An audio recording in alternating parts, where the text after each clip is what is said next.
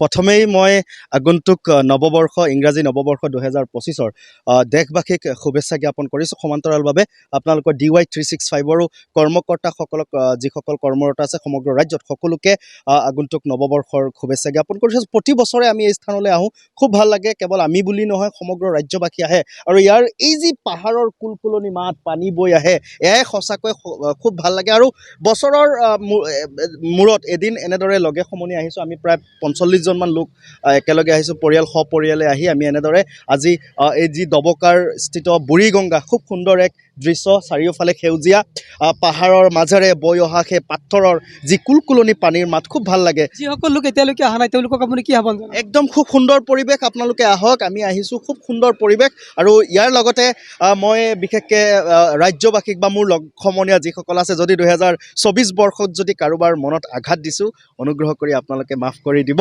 আশা কৰোঁ আমি সকলোৱে মিলিজুলি আগন্তুক ইংৰাজী নৱবৰ্ষ আমি খুব সুন্দৰকৈ উদযাপন কৰিম, ইংৰাজী নৱবৰ্ষ আমি খুব সুন্দৰকৈ পাৰ কৰিম। তাৰ বাবে মই আপোনালোকক অনুৰোধ জনাইছোঁ। ইয়াৰ লগতে আগন্তুক ভোগালী বিহুৰো আমি শুভেচ্ছা জ্ঞাপন কৰিছোঁ।